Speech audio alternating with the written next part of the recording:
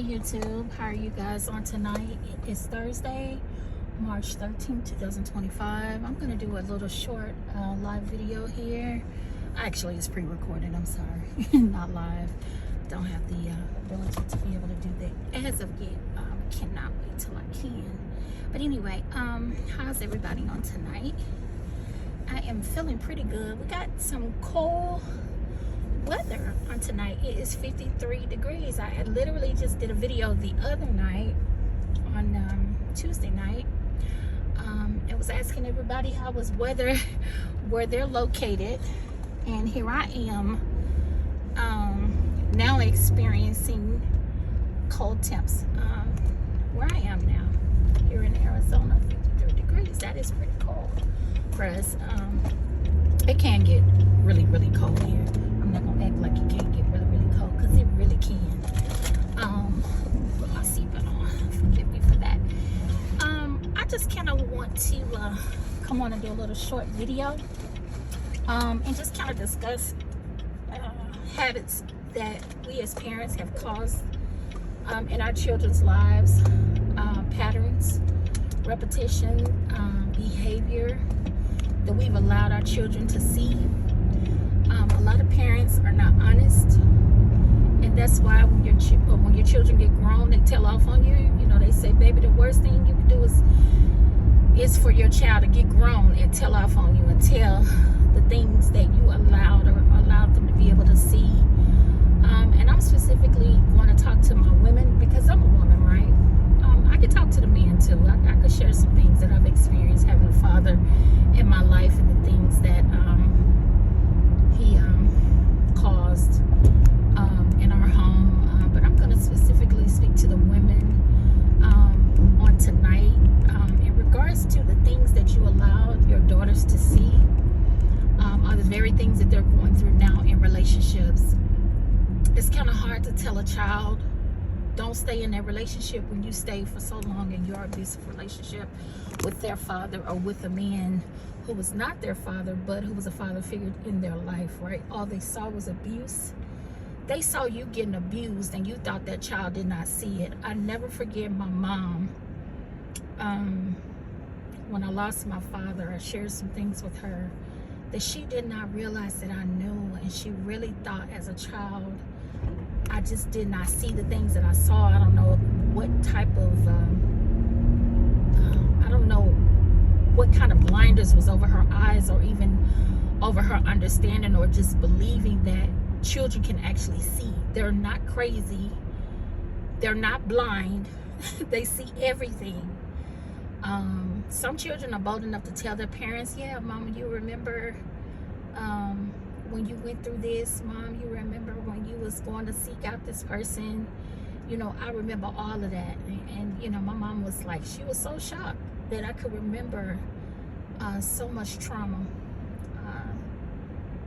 And that trauma has pretty much stayed with me my whole life. And even in me choosing guys, my mom would always tell me, a lot of girls would say coming up, my mom, you know, she didn't really have a discussion with me about how to choose a man or what man to choose. She just did not discuss that with me. And I want to say, oh, this window is so messed up. Oh, this is horrible. Wait a minute, let me see if I can. Okay, no. Okay. Oh, is that the clouds? Maybe that's the cloud. That's the clouds. Okay.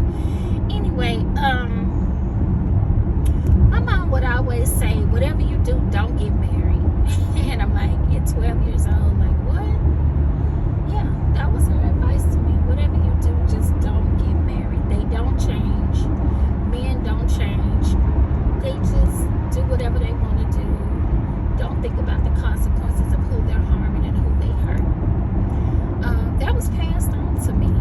And as a child, without understanding, all I knew was this person was harming my mom, and I was allowed to see it, and I should not have been allowed to see it, but I'm kind of grateful that I am, because it can allow me to, as I did go through abusive relationships throughout my years, it allowed me to not put up with so much that a lot of women would put up with. I watched my friends get married, get divorced. They really thought that they had a husband, but they didn't even understand. And in choosing your husband, there is a process to that, and there is a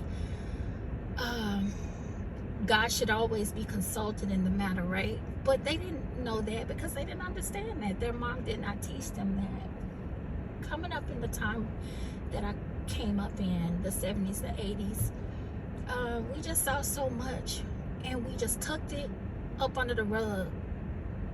African American families, and I'm talking to African Americans just simply because and I know it's not just us, but I'm just going to talk to us for a second, and how we deal with trauma, and how we hold on to trauma, and we think that we've healed, and we think we've let stuff go, and we really have not. We're still holding on to it.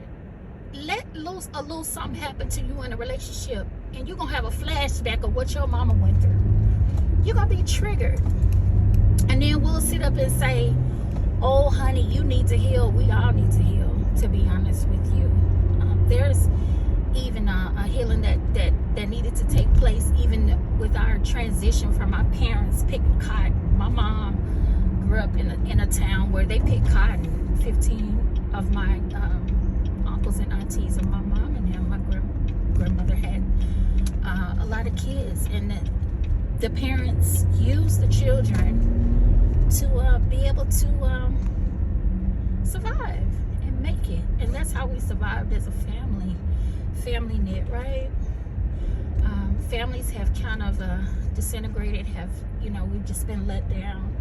A lot of us women nowadays raising children, we don't even have a clue. We don't have the know-how to really know how to love a child.